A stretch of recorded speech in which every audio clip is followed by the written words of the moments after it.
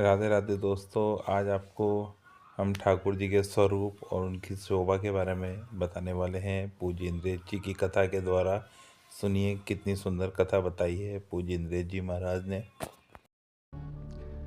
इतने सुंदर हैं ठाकुर जी। वर्णन आता है कि नाल छेदन होता है ना, नाभि नाभि का छेदन होता है। तो नाल छेदन करवे वारी को बुलावे गए। बोले भैया नंद जी के लाला भयो है, नाल छेदन करनो है। तो नाल छेदन करवे वारी बोली ऐसे ना जाऊंगी, मैं मोटी दक्षिणा लूंगी। नंद बाबा बोले कहा चाहिए तो बता दे। खूब सारी सामग्री बता दी, माने इतनी गैया चाहिए, इतने रत्न चाहिए, इतने आभूषण चाहिए, नव लखा के इतने हार चाहिए। वो वाहुए लगी कि भैया इतने दिनों बाद मांगवे को मिलो, पीछे मत हटो। नंद बाबा बोले तू जो कहेगी सब देंगे, तू चल एक बार वह बालक को नाल छेदन कर दे। महाराज इतनी अदा में अदब में पालकी मंगवाई, पालकी में बैठ करके जय घोष कराती, भाई कीर्तन मंडली आगे पीछे चलवाती, भाई जा रही है नाल छेदन करवे। क्योंकि भाई पता चल गई है कि जरूरत है और ये कोई सामान्य नहीं है, ब्रज के राजा हैं, इनसे तो जितना हो सके मांग लो। जैसे ही उत्तरी पालकी में थे, नंद बाबा तो कह रही है, जैसे आजकल लोग कहते थे ना 50% पहले दे दो। नंद बाबा तो कह रही है पहले मैंने जितनो बताया वो को आधो पहले दो तब भीतर जाऊंगी। नंद बाबा बोले अरे मैया तू चल तो सही, सब देंगे तो को। इतनी उमड़ घुमड़ के, इतनी अदा में, इतने अभिमान में चल करके आ रही है। नंद भवन में जैसे ही प्रवेश किया, यशोदा मैया के गोद में नीलमणि लेटे हैं, अभी नाल छेदन भई नहीं है। जैसे ही भीतर पहुंची और जाकर के बोली लाओ कहाँ है बालक दिखाओ। मैया ने जैसे ही नेक वस्त्र हटा करके अपने, अब देखो बुरा नहीं मानिएगा, एक दो दिन के जो बालक होते हैं ना उनका रूप नहीं होता, उनका स्वरूप नहीं होता, सब एक से ही लगते हैं। कभी जाके देखो छोटे छोटे बच्चों का जो बाढ़ होता है, जहां एक एक दो दो दिन के बच्चे होते हैं, सब एक से ही लगते हैं, कोई ज्यादा विशेष अंतर नहीं होता उनमें। तो इतने छोटे बालक में रूप नहीं आता, वो सामान्य सा ही लगता है। लेकिन जैसे ही यशोदा मैया ने वस्त्र हटाया लाल जी के मुख से और वो नाल छेदन करवे वारी को जैसे ही प्रदान किया, महाराज ठाकुर जी को रूप देखते ही पहले तो नेत्र सजल है गए, हाथ कांपन लगे। जैसे ही ठाकुर जी वाकी गोद में पधराए, इतनो प्रेम उमड़ गयो, इतनो आनंद उमड़ गयो वाके चित्त में, नेत्रन से अविरल अश्रुधार गिरने लगे। धीमे से नाल छेदन कियो और नाल छेदन करवे के बाद हृदय से लगा करके, या तो यशोदा जी को अवसर मिलो है या वह नाल छेदन वारी को अवसर मिलो है। हृदय से जैसे ही लाल जी लगाए और लाल जी लगा करके पुनः यशोदा जी को दिए। इतने में ही नंद बाबा आए, जितनी सामग्री मैंने बताई सब लेके संदूकन में बढ़िया हीरे जवाहरात रत्न लेकर के आए, आकर के सन्मुख रख दिए, ले जाओ आपने जो दक्षिणा बताई सब व्यवस्थित है। चरणन में गिर गई नंद बाबा के, बोले कछु ना चाहिए, बस एक एक दक्षिणा दे दो। बोले कहा जब तक आपको लाला या ब्रज में निवास करे और जब तक मेरे प्राण हैं तब तक नित्य सवेरे अपने लाला के दर्शन को अवसर मुंह को दे दो, बस यही दक्षिणा चाहिए और कुछ नहीं चाहिए। रोज आऊंगी और रोज आकर के आपके लाला को देखूंगी, बस यही एक मुंह को दक्षिणा दे दो और कछु नहीं चाहिए। मतलब विषय का चिंतन करके आई थी, पर ठाकुर जी के संपर्क में आती विषय छूट गया, दर्शन प्रारंभ हो गया। ऐसी स्थिति उसकी हो गई। ब्रज में लाल जी जन्मे हैं, ब्रजवासियों का सब विषय छूटता जा रहा है, सब भोग विलास छूटता जा रहा है, सबके विषय, सबके भोग, सबके सब कुछ अब श्री कृष्ण बन चुके हैं, बस और कुछ नहीं। सबको केवल एक ही चीज चाहिए, बस लाला हमको दिखते रहे। आप जैसे हो वैसे ठाकुर जी ने बनाए हो।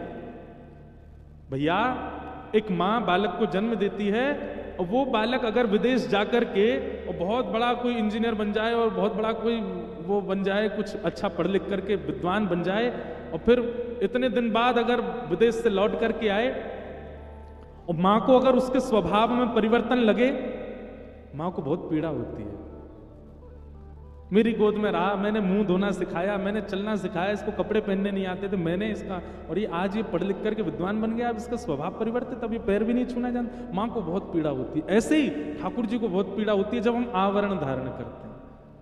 ठाकुर जी कहते हैं तुम्हारा निर्माण मैंने किया है, जैसे हो वैसे मैंने बनाए हो, तुम आवरण क्यों धारण करते हो? वास्तविकता में जैसा देश वैसा भेष, ये हमको सबसे गलत बात लगती है। नहीं, ये भेष बदलना का, ये जैसा देश वैसा भेष वाली जो स्थिति है, ये पूतना है। नहीं, आप जैसे हो वैसे रहो। ठाकुर जी को वही प्रिय है, आवरण नहीं। पूतना को नहीं देखा, पहला कारण कि आवरण धारण करके। दूसरा कारण, सब ब्रजवासी ठाकुर जी को भज रहे थे, सब ब्रजवासी ठाकुर जी का उत्सव मना रहे थे, सब ब्रजवासी ठाकुर जी के आनंद में आनंदित हो रहे थे, और इसने आगे क्या किया? सबको अपनी ओर आकृष्ट कर लिया।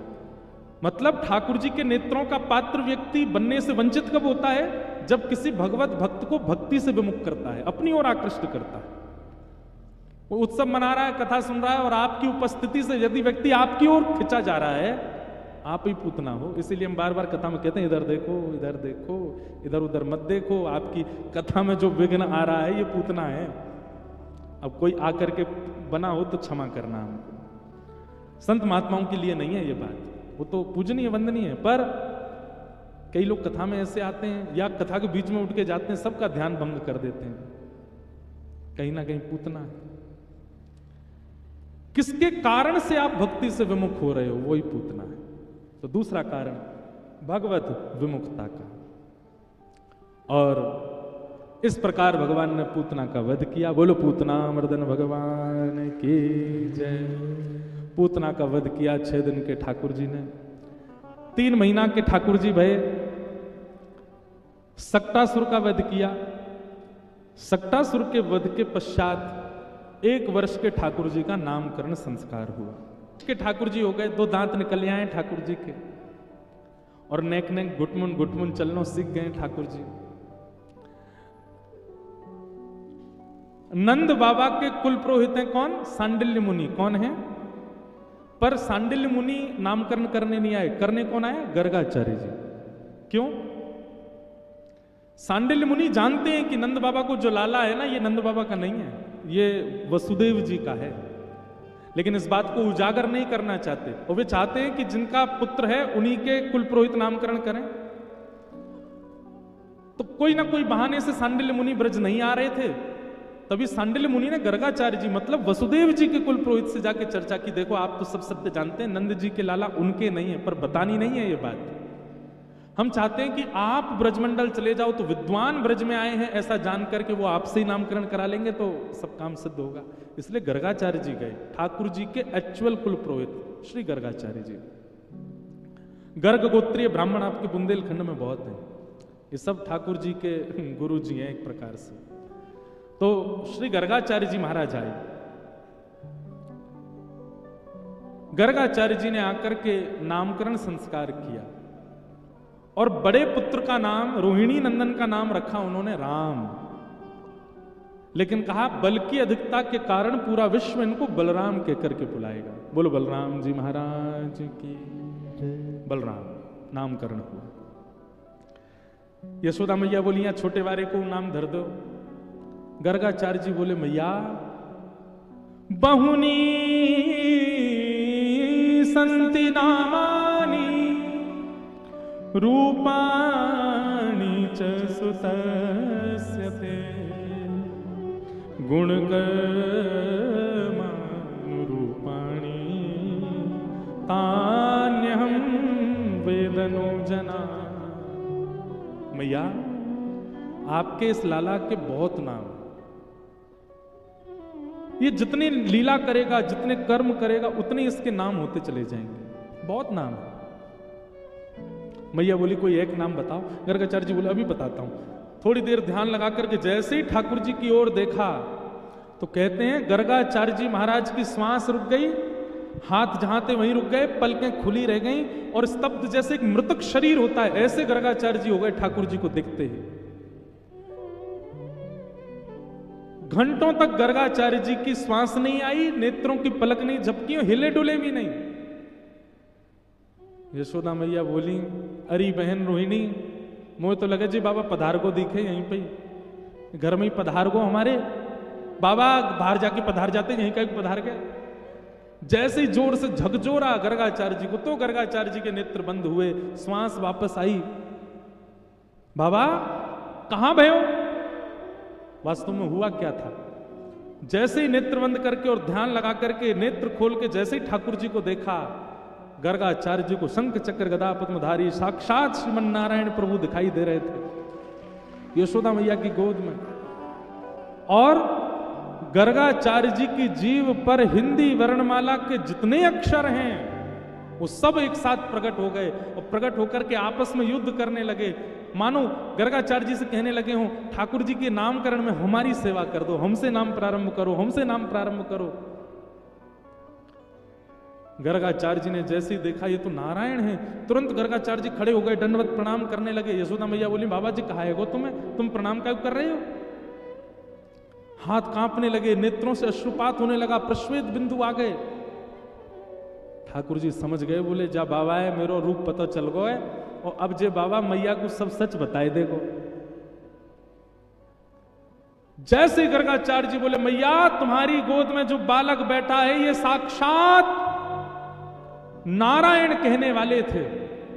तुरंत ठाकुर जी ने एक क्षण के लिए मानो काल को वहीं रोक दिया। ठाकुर जी तो नेक में रोक दें, पूरी गीता में महाभारत को एक क्षण के लिए, कितने दिन तक गीता सुनाते रहे, उतनी देर महाभारत रुक गया और सबको ऐसा लगा एक क्षण ही हुआ है। ठाकुर जी तो काल की गति रोक देते हैं, रोक दी। तुरंत गर्गाचार्य जी को बताया, बोले हे गर्गाचार्य जी, मैया को मत बताओ मैं कौन हूं। क्यों देखते नहीं हो ये ब्रजवासी कितना प्रेम करते हैं, मुझे लाला समझ करके कितना स्नेह देते हैं। बाहर द्वार पर देखा कितनी गोपियों की भीड़, ग्वालाओं की भीड़। पता है क्यों? मेरे को देखेंगे उसके बाद जल पिएंगे, दिन में कुछ पाते नहीं है जब तक मेरा दर्शन ना करें। और इनके दर्शन में मेरे प्रति प्रभुता का भाव नहीं है, ये सब मुझे लाला मानते हैं, ये अपना बालक मानते हैं, अपनत्व की भावना से मेरा दर्शन करते हैं। कोई गुरु भावना, कोई भगवत भावना नहीं है इनके चित्त में। पुजवाने के लिए मेरे अनेक अवतार हुए हैं, पर यह अवतार मेरा प्रेम पाने के लिए। इसलिए मां को मत बताओ कि मैं कौन हूं, क्योंकि अगर आपने बता दिया तो ये तो मुझे भगवान मान करके मंदिर में बैठा देंगे, पूरे दिन आरती करेंगे और फिर वैसी सेवा होगी। मां के प्रेम भाव को मैं स्वीकार करना चाहता हूं, इसलिए इनको मत बताओ। कई बार प्रेम अधिक जहां होता है ना, वहां व्यक्ति अपने गौरव को, वहां अपने व्यक्ति अपनी पदवियों को छुपाने का प्रयास करता है। प्रेम अधिक जहां होता है। और क्षमा कीजिए, जहां व्यक्ति अपनी पदवियों में ही आता है, जहां व्यक्ति अपने गौरव के साथ ही आता है, जहां व्यक्ति अपने एक जो उसको प्राप्त है उसके सहित आता है, इसका मतलब उसका प्रेम नहीं है।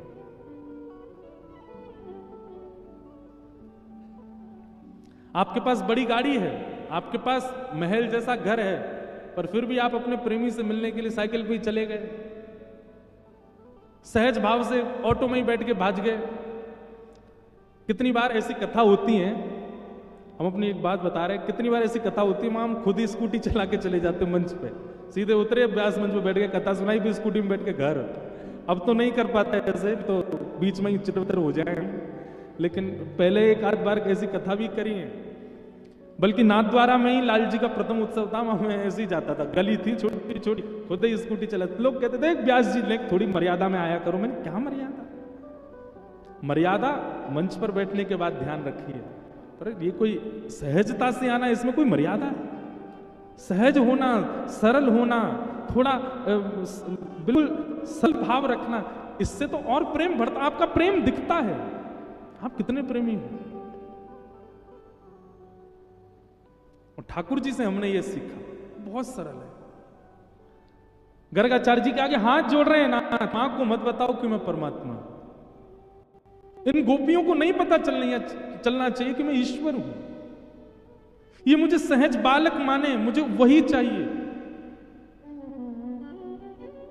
और एक क्षण के लिए ठाकुर जी ने स्तब्ध करते हुए पुनः वापस काल प्रारंभ कर दिया। और गर्गाचार्य जी इतना बोल चुके थे कि आपकी गोद में जो बालक बैठा है साक्षात नारायण। और नारायण कहकर के रुक गए। यशोदा मैया बोली क्या बोले आप, साक्षात नारायण? नहीं मैया, नारायण समूह गुण ही, नारायण जैसे गुण वाला है आपका लाला, नारायण नहीं है ये परमात्मा नहीं है, भगवान नहीं है। पर हाँ आपका लाला कोई अद्भुत लीला करे तो आप ज्यादा आश्चर्य मत करना, इसमें नारायण जैसे गुण हैं। ठाकुर जी मंद मंद मुस्कान लगा, हाँ बस इतना ठीक है, बस मां को मत बताओ कि मैं ईश्वर हूं।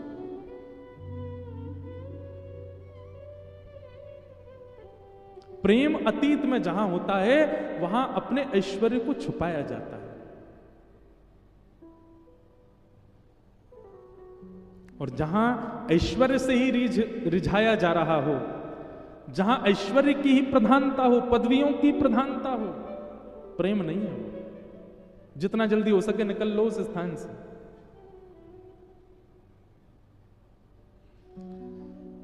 छोटे से गोपाल जी, देव की यशोदा मैया बोली नामकरण करो लाला को। तब आसन वर्णास्त्रयो ह्यास्य गुह्यतो तनुयुगम शुक्ले रक्तस्तथा पीत इदानीं कृष्णतां गतः। मैया आपका ये बालक पहले भी जन्म ले चुका है, पहले कभी ये श्वेत वर्ण का था, कभी रक्त वर्ण का था, कभी पीत वर्ण का था, इस बार ये श्याम वर्ण का है, इसलिए आपके लाला का नाम मैं कृष्ण रखता हूं। कृष्ण का मतलब श्याम स्वरूप, आपके लाला का नाम कृष्ण रखता हूं। बोलो बाल कृष्ण लाल की। कृष्ण नाम सुनते ही यशोदा मैया आनंदित हो गई, हाँ आपने बढ़िया नाम रखो मेरे लाला को कृष्ण। कृष्ण शब्द का मतलब वर्ण भी होता है और कृष्ण एक स्वभाव भी है। कैसा स्वभाव? कर्षतीत कृष्ण, जो सबको अपनी ओर आकर्षित करे, उनका नाम है कृष्ण। ठाकुर जी का नामकरण हुआ। अब ठाकुर जी नेक नेक मैया की उंगली पकड़ के खड़ो हैं, नो सीख गए हैं, धीमे धीमे चरण आगे धरते हैं, चलना सीख रहे हैं। जैसे ही ठाकुर जी खड़े हो जाते हैं, सोई यशोदा मैया अपनी उंगली हटा लेती हैं और खड़े खड़े ठाकुर जी दोनों भुजा उठा करके आगे कभी पीछे अपने आप को संभालते हैं। आकाश मार्ग से देख करके देवता सब बलैया लेते हैं, वाह पूरे विश्व को धारण करने वाला आज स्वयं धारण होना सीख रहा है। और धीमे धीमे ठाकुर जी गिर जाते हैं, रोने लग जाते हैं, मोटे मोटे आंसू निकलते हैं। यशोदा मैया आती है, फिर जहां ठाकुर जी गिर जाते हैं उसी धरती को मारती हैं। अच्छा जाने मारो मेरो लाला, या कि पिट्टी कर दूं? हाँ मैया या को पीट है। ठाकुर जी भी स्वयं मारते हैं फिर उसको। ऐसे ठाकुर जी लीला कर रहे हैं। एक दिन एक अद्भुत लीला हुई। क्या? विक्रेतु कामाखिल गोपकन्या मुरारी पादार्पित चित्त वृत्ति दध्यादिकं मोह वशाद्य बुच्य गोविंद दामोदर माधवेति। ठाकुर जी अब धीमे धीमे चलना सीख गए। मैया लाला को वस्त्र नहीं पहनाती है, आभूषण पहनाती है। आभूषण में ही ठाकुर जी ढक जाते हैं थोड़े बहुत, नीचे कुछ पहनते नहीं है, नंगे ही घूमते हैं पूरे दिन। और केवल केश गूंथ करके सुंदर घुंघराले केशों को यहां बांध के एक मोती की लड़ बांध देती हैं, उसमें एक मोर पिछ लगा देती हैं। अच्छा यशोदा मैया का एक इतना सुंदर भाव है। यशोदा मैया क्या करती हैं? सुबह उठती हैं, स्नान ध्यान करके और सब घर के कामों से निवृत्त होकर फिर ठाकुर जी को उठाती हैं।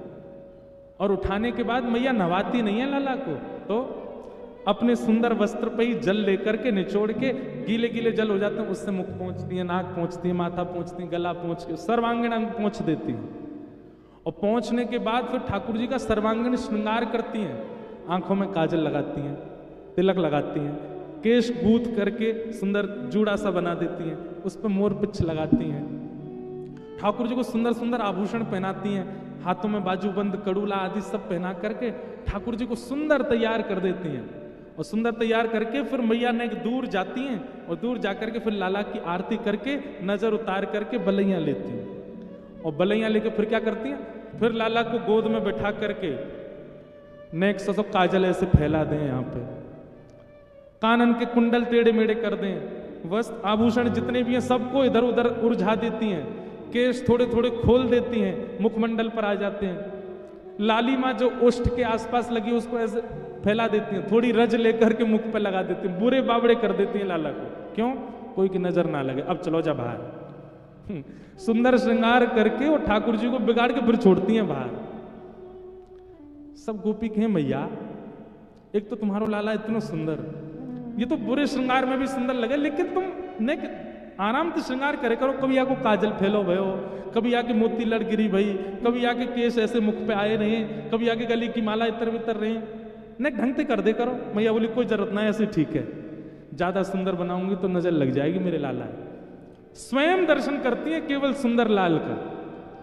गोपीन के काजे तो बुरो बाबड़ो बनाते हैं ठाकुर जी।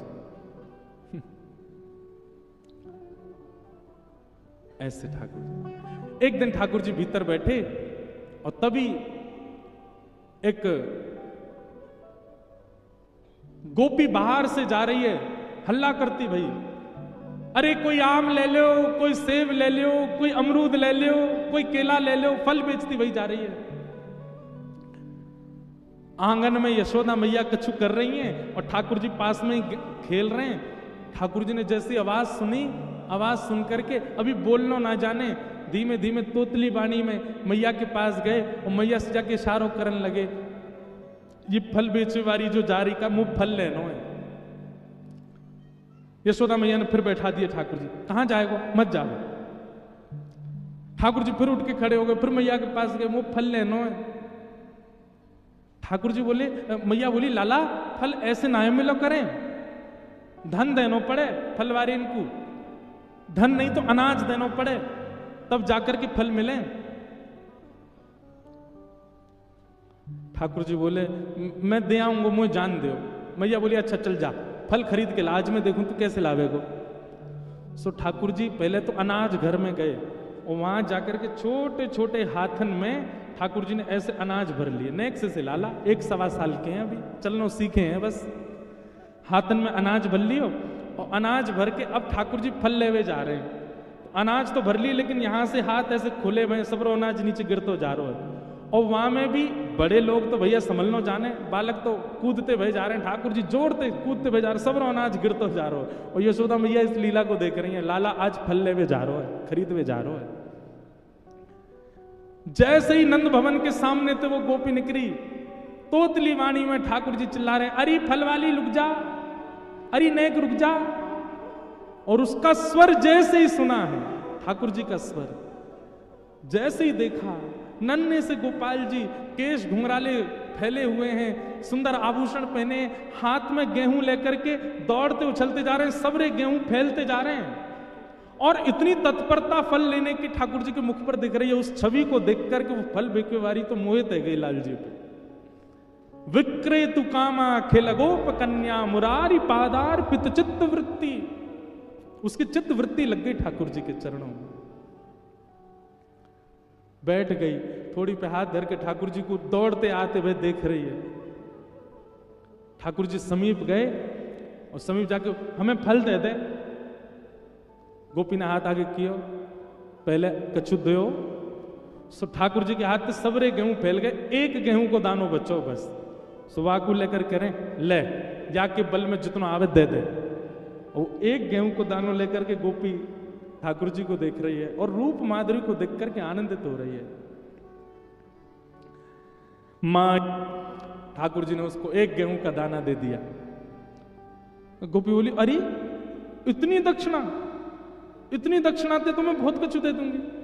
ठाकुर जी बोले ना, इतना दे दे जितना मेरा पेट भर जाए, बस इतना दे दे। अब वो सखी क्या कर रही है, ठाकुर जी तो बोली थैला लाए संग में। ठाकुर जी बोले थैला के बराबर तो हम ही है, कहां थे थैला ला में, ऐसी दे दे। एक फल हाथ में दे दिया, छोटे छोटे हाथ, फलन ते छोटे तो हाथ हैं लाल जी के, एक आम ले लियो, एक में सेब ले लियो। अब गोपी बोली ये वाले हाथ उठाओ। ठाकुर जी ने ऐसे उठाओ, एक केला यहां लगा दियो, बोले अब हाथ नीचे कर लो, ऐसे कर रहे हैं। दूसरा केला यहां लगा दियो, तीसरा यहां फल रख दियो, ऐसे ठाकुर जी के हाथ सबरे फलन में कर दिए।